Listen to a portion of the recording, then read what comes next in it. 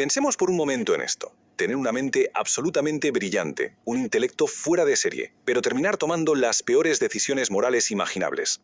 Bueno, al arrancar este análisis académico de hoy, nos topamos de frente con esta misma tragedia, el caso del rey Salomón, una figura histórica enigmática que nos demuestra una paradoja brutal, y es que tener una sabiduría inmensa no siempre es un seguro de vida para la fidelidad moral. Vamos a desentrañar exactamente cómo y por qué ocurrió esto. Para ello, seguiremos esta ruta. Primero, la paradoja de la sabiduría. Segundo, el proceso de acomodación. Tercero, un análisis de las transgresiones.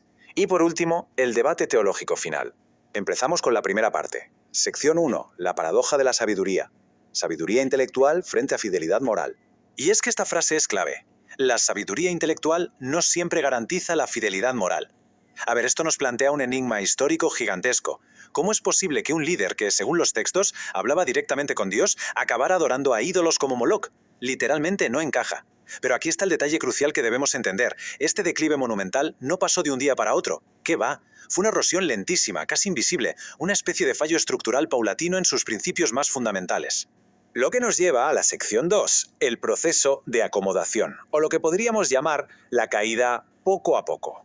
Como decíamos, el texto nos deja clarísimo que su corazón no hizo un giro de 180 grados de repente.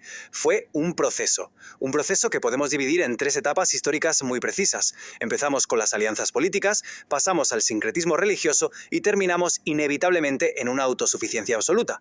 Vamos a desglosar cada una porque tienen mucha miga. Vale, el primer paso. Las alianzas selladas con matrimonios extranjeros. Claro, si lo miramos desde la perspectiva de un rey del antiguo Oriente Próximo, esto es diplomacia de primer nivel, ¿verdad? Es pura astucia política para mantener la paz en las fronteras. Pero aquí viene la gran ironía. Para el rey de Israel, esta jugada maestra era en realidad una violación directa y calculada de la ley bíblica, concretamente de Deuteronomio 17, versículo 17. Así que lo que en el papel parecía un éxito político rotundo, en la práctica era, básicamente, un suicidio espiritual. Y de ahí saltamos al paso 2, el famoso sincretismo. Fijaos, Salomón seguramente no se levantó un día y dijo voy a abandonar mis creencias. No, simplemente intentó ser inclusivo. Empezó permitiendo que sus nuevas esposas practicaran sus religiones. Luego dio un paso más y empezó a financiar la construcción de esos templos en pleno territorio israelita. ¿Y cómo acaba esta espiral? Pues con el mismísimo rey participando en esos rituales extranjeros. Todo por mantener a sus esposas contentas y aparentar que había una armonía perfecta en la corte. Una auténtica locura. Y el remate es el tercer paso, la autosuficiencia. Imaginemos el escenario, unas riquezas literalmente incalculables y años sin una sola guerra. Esa burbuja creó una ilusión peligrosísima de invulnerabilidad. ¿Recordamos a ese joven Salomón que pidió sabiduría porque se sentía como un niño indefenso frente a la tarea de reinar? Pues esa profunda dependencia divina se esfumó por completo. Tristemente, fue devorada por la arrogancia que suele traer consigo el éxito material desmedido. Pasamos ahora a la sección 3, análisis de las transgresiones. Vamos a ver los pecados específicos y su enorme gravedad. Si ponemos estos datos sobre la mesa, salta a la vista el impacto demoledor que tuvieron no solo a nivel personal, sino para toda la sociedad. Tenemos por un lado la idolatría, introduciendo abominaciones en el centro mismo de su cultura. Luego, esa multiplicación de esposas, que no era un simple capricho de la realeza, sino una desobediencia que le torció el corazón. También está la acumulación masiva de oro y caballos, algo que estaba prohibidísimo porque significaba dejar de confiar en la protección divina para confiar únicamente en el propio músculo militar y comercial. Y finalmente, una opresión asfixiante sobre el pueblo, que empezó a resquebrajar el país desde dentro.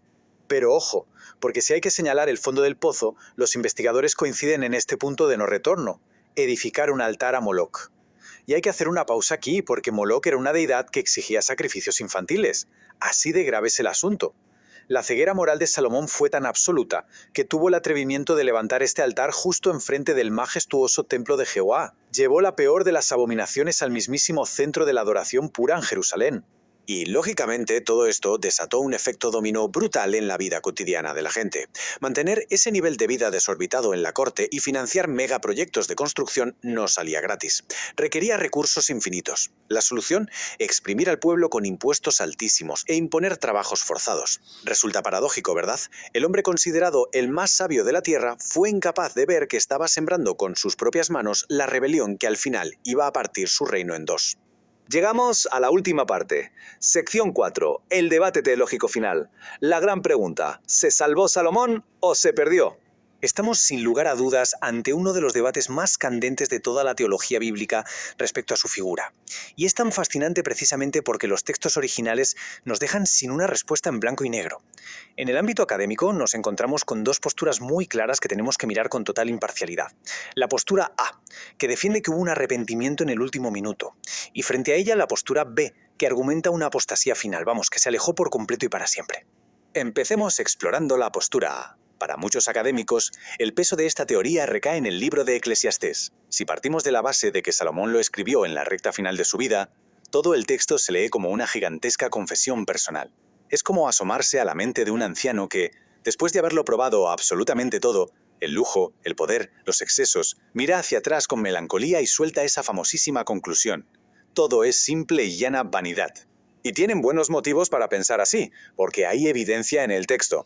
En el gran clímax del libro, en Eclesiastés 12:13, dice textualmente: «El fin de todo el discurso oído es este: teme a Dios y guarda sus mandamientos». Por si fuera poco, los defensores de esta idea apuntan a una promesa divina muy específica en 2 de Samuel 7, donde se le garantizó a su padre, David, que aunque su hijo se equivocara y mereciera castigo, la misericordia nunca se apartaría de él.